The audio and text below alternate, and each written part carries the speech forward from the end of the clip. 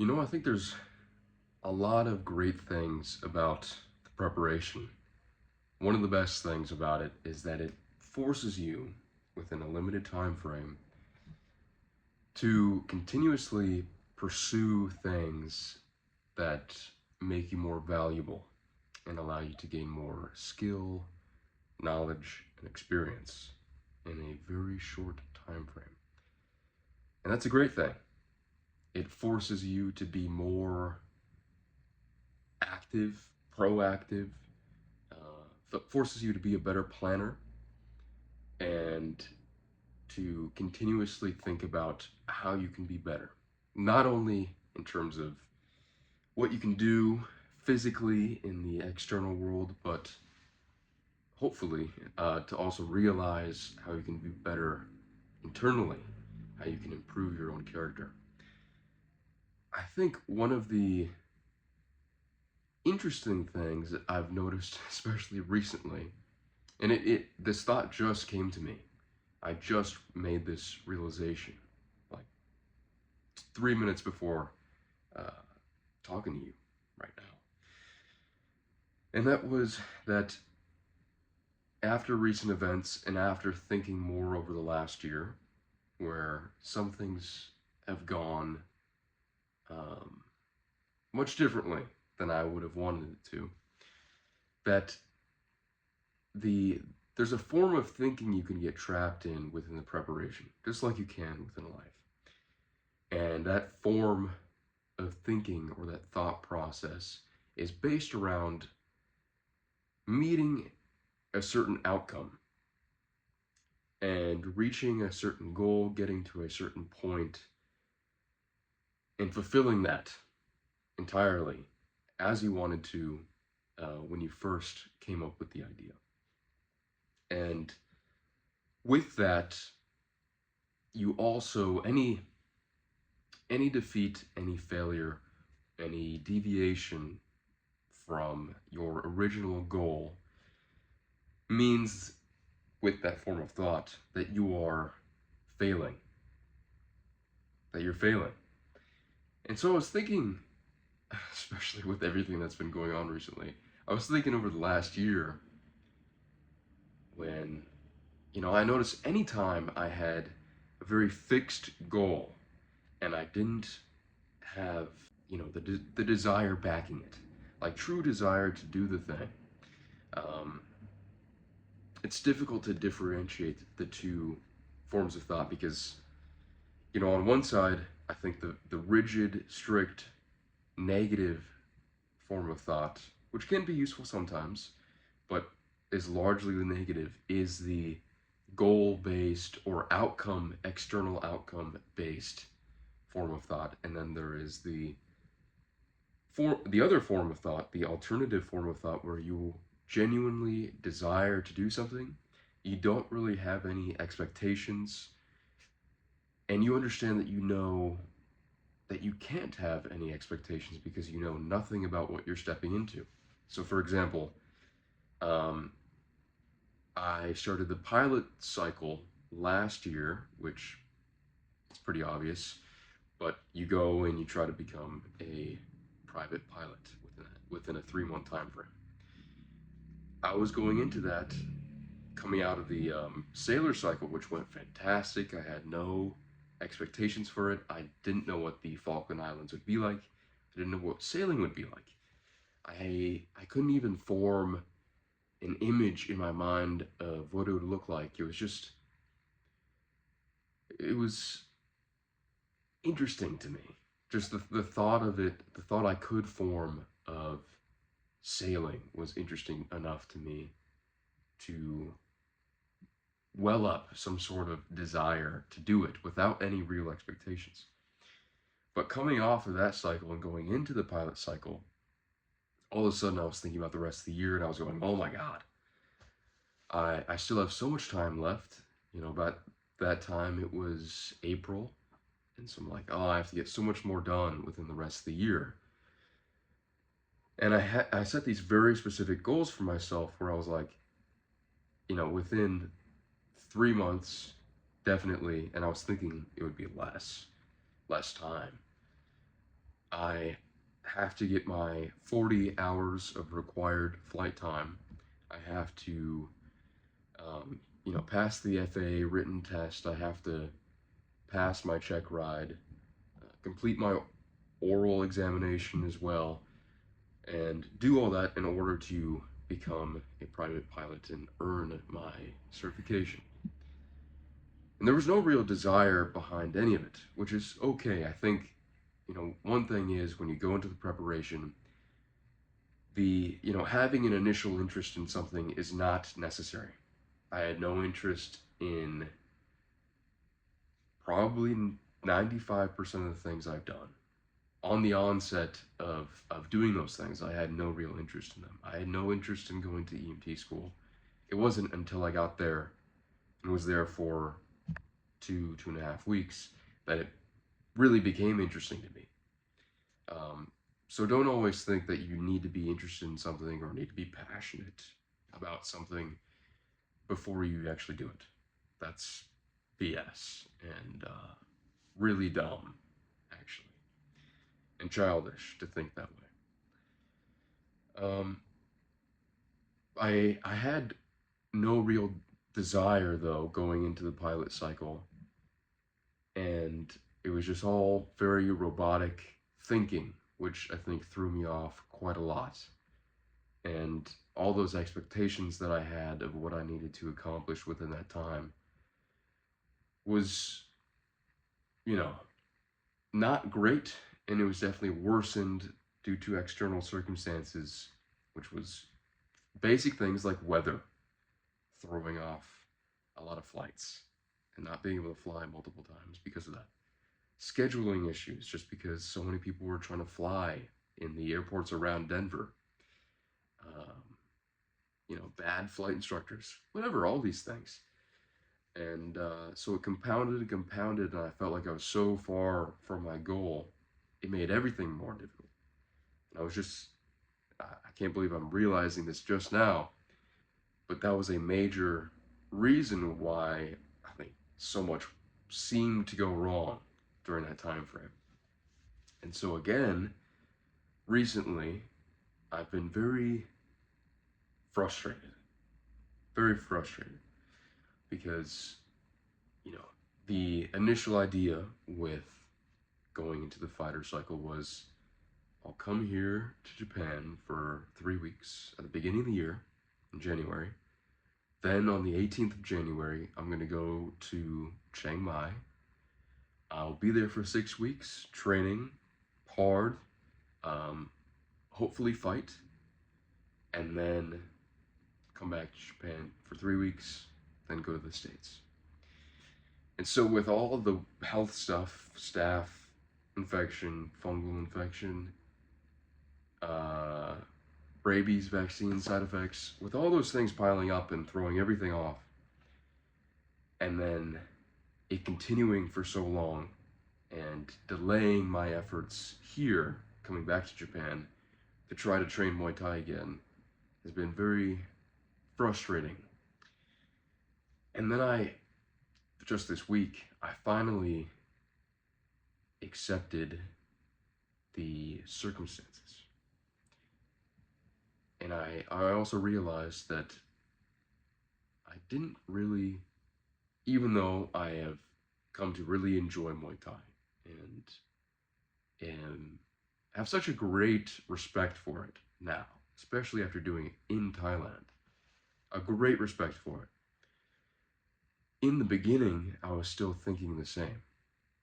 I was still thinking, 6 weeks, get through it. It sucks. Every day sucks. And just thinking about the outcome, the goal was be there 6 weeks plus fight. I was all centered, my entire being for a short period was centered around hitting those marks. And I was totally outcome oriented. And now being here and dealing with more of the health issues, which have stopped me again, like I said, from training at a Muay Thai or at a Thai-owned gym here, uh, after thinking I was starting to get a little better. It was frustrating at first, but yeah, the acceptance of it is necessary. I think it's been so persistent and somewhat ridiculous in how persistent all these things have been that it's a sign to me that this was supposed to happen. And that's the best way I can frame it. It was supposed to happen. I think every once in a while, especially if you are outcome oriented or outcome dependent, that's the better way to phrase it. Especially if you're outcome dependent, I feel like whatever, life, God lets it continue for a short period, and then he goes, no, no. You cannot just do whatever you want and expect everything to go how you want it to. And he's not doing this in a negative way. It's just, there's a specific path for you. And if you don't have like a childlike interest in things and a childlike view of life in the way that, I guess how could you say it? A childlike wonder for how things are, or how things could be. A curiosity, an interest, like, oh, if this happened, that would be super cool. Or if I could do this, that would be super cool. And there's an image and a story crafted behind it that isn't dependent upon the outcome. It's accepting of whatever's going to come your way. That's the right view to have. And so if you continue with a very rigid, very strict, outcome-dependent view of things, you're going to be taught a lesson, I guess. I guess. That's what it feels like right now. It feels like it was supposed to happen. So I'm accepting it and still doing what I can do, which is all that matters. So anyway, to speak a little bit more about how the health stuff is going, turns out these, staph infections don't always go away within just a couple of days of taking antibiotics or, rubbing cream on yourself every day. I had one Muay Thai session last week on Monday. I had 3 booked for the week. I was planning to go in once more, to have 4 training sessions plus working out 6 times a week. But on Monday, on the first day, I go in, and it was a great session, private session, 1 hour, which if you do Muay Thai and you go to Thailand, you should have a mix of private sessions and group sessions, because you're going to learn so much more about technique within those private sessions than in like 2 or 3 classes than you will in several weeks of group sessions. But I was doing a private session here, going over blocks, blocks against knees, blocks against leg kicks, body kicks, front kicks, teeps, what else? Blocking punches as well, going over all that. It was great. But I was training because I thought the ringworm I had, or may still have, had pretty much gone away at that point, or at least it was subsiding, so I thought it was okay. Plus there was no personal contact with the trainer. So I was doing that, but my skin still from it is very inflamed, easily broken, easily damaged. And I remember I looked down at my arm at the end of the session, and it was all scratched, which was weird because what could have scratched me? I didn't know. But it was all scratched. And then about a day and a half later, all of these boils start forming on the scratches on my arm, and they just break open the skin, tear the skin apart, and this is what I have now on my arm. I can put a picture up on screen as well if you want to see it a little clearer. It's nasty and getting worse by the day. And it's on my neck as well, on my chest, on the back of my neck. Just terrible, terrible. And so, been dealing with that, and that's, I mean, as soon as that happened, as soon as I saw that that's canceled out training at the gym itself completely. You can't, if I walked in the door with that on my arm, they would say, we appreciate the business. You're a repeat customer in a place when there aren't many repeat customers, but you got to go home. So that's unfortunate, very unfortunate. I have to say though, I'm very glad I did not stick around in Thailand. I think it was a very good decision to leave, just based upon the fact that if I was there, I wouldn't have been able to train anyway. They wouldn't have let me train. I could have, I guess, trained on the bag by myself, and that would have been it, and still worked out. That would have been it. But even then, just the overall environment being so much more dirty, I can only imagine how much worse all of these things would have been, all these health things would have been in that place if I would have stayed. Especially with burning season, which, burning season is, I think, between late February and April, and that's when the farmers, at least many of them, burn their crops because it's more profitable for them to do that than try to sell them at that time of year. So the whole valley of Chiang Mai, during certain periods, especially certain periods of the day, is just clouded with smoke. I mean, apparently it can get so bad you don't even want to go outside. So that would have made it worse for sure. I guess for training for the week, like I said, one Muay Thai session when I thought there would be 3 or 4, working out at home, and some walks in the morning. When it comes to what I can do, what I can continue to do for the cycle, I completed a lecture series on great books throughout history, and it's 36 different lectures. And it was great. It was actually awesome to hear somebody talk about morality, virtue, mention Socrates, as well as mentioning, Cato, Cicero, Seneca. Just the simple fact that virtues like strength, courage, wisdom, justice, just the fact that that was mentioned so many times throughout the lecture series was refreshing, because you don't hear virtue and morality talked about very often, especially like the ancient virtues talked about very often. And you really can see, especially when listening to lecture series, at least some of the books, you really can see how those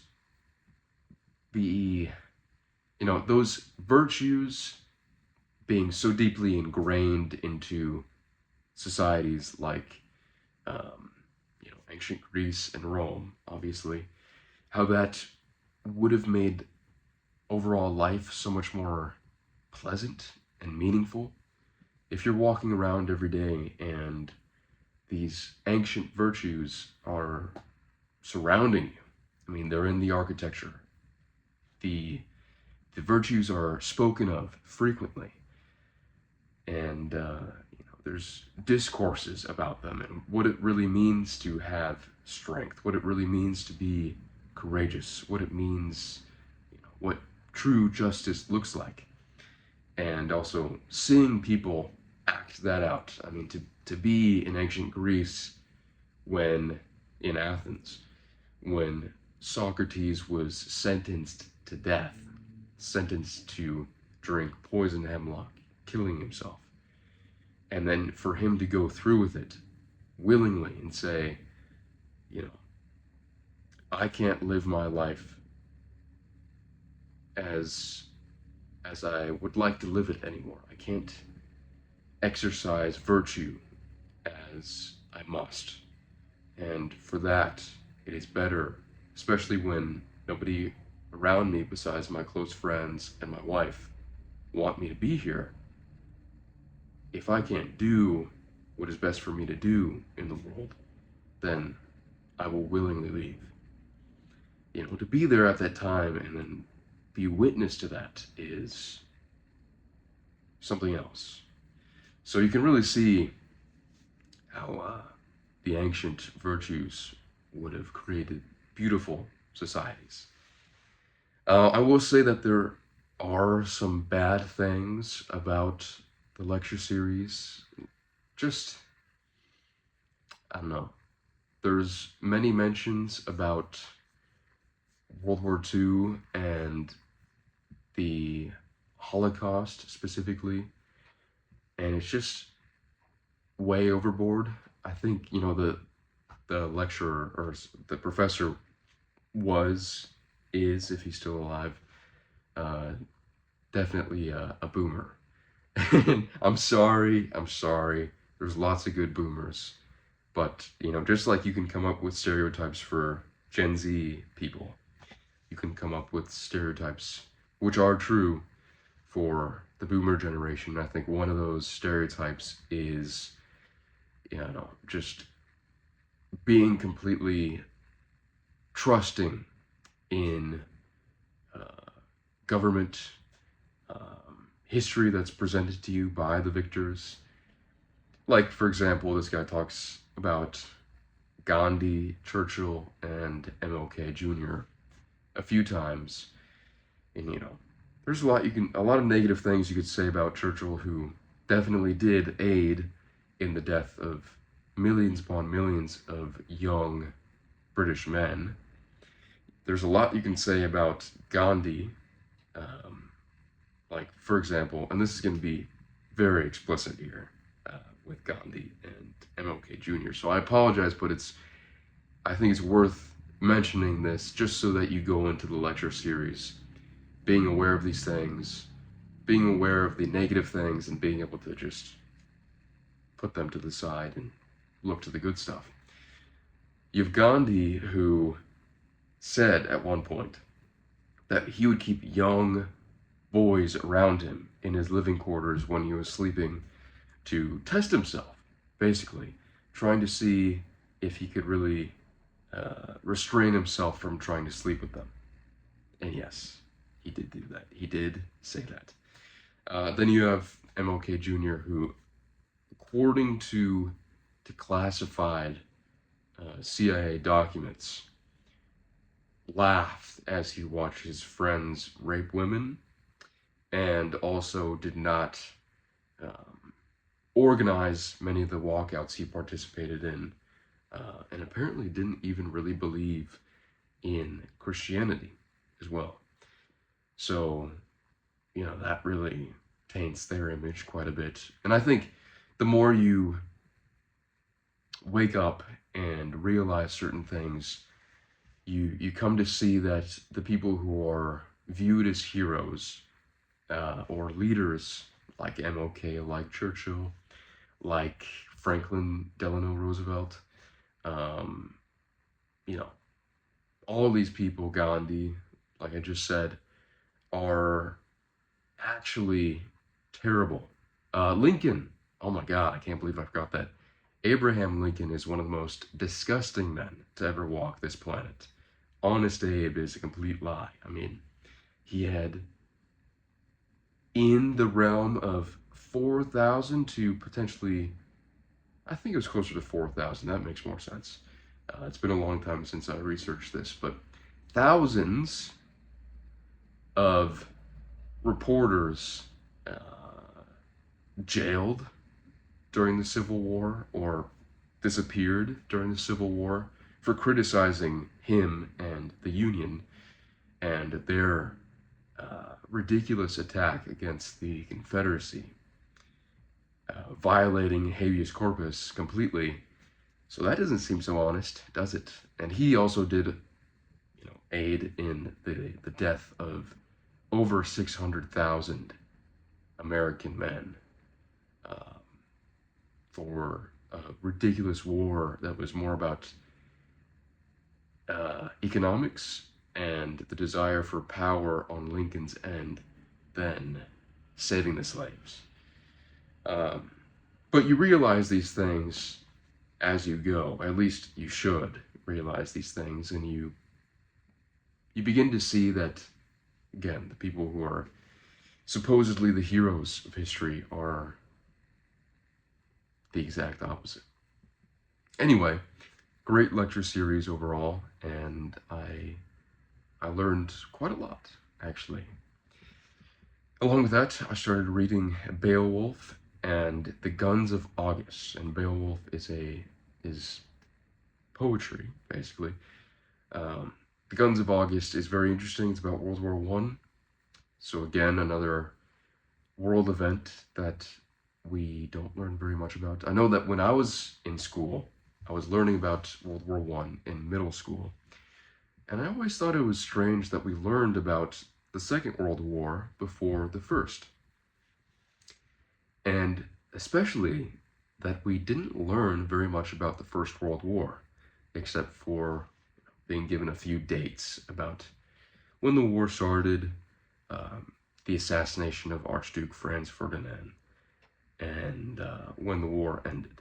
And that's about it. We don't really learn why it started. And so the Guns of August talks about this, and it's interesting because it seems like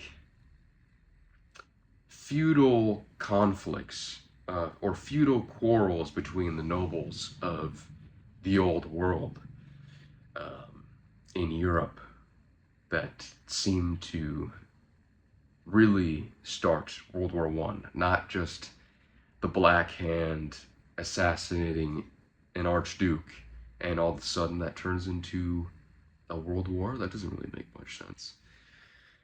So it's interesting. And then one more thing. I always thought it was strange how they talked about World War II before World War I in school, because, chronological order here, it makes more sense to talk about it in that way, because, the events of World War I and the events just after World War I, just after World War I, leading up to World War II, flows there. Like you can see the progression of things quite a bit. I mean, when you have the Treaty of Versailles, which completely destroyed Germany, completely crippled Germany and the German people. Before that, during the war, there were naval blockades put in place that starved the German people.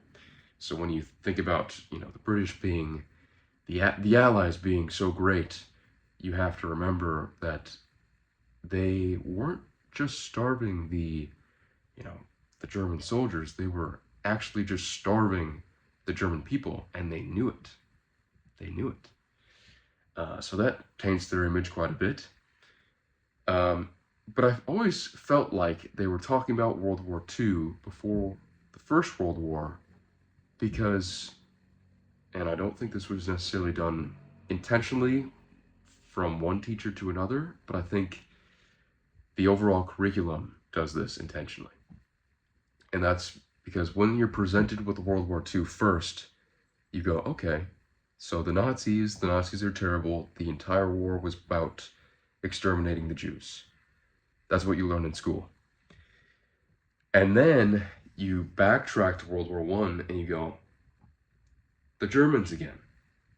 It's not again. This was the first time. But you still have the image of the Nazis just completely annihilating the Jewish off the planet. And that stays with you for the period that you learn about World War I, and so you automatically think from that point, Germans bad, Allies good, automatically. So I think it's done for a reason.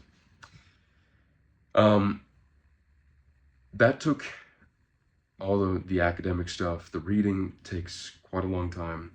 I will say that I think we have to, in a second edition of the book, taper down the number of courses, academic courses you have to do for each cycle, just because, I mean, you're definitely hitting 40 hours a week if you're doing everything within the cycle, plus working and working out, all that stuff.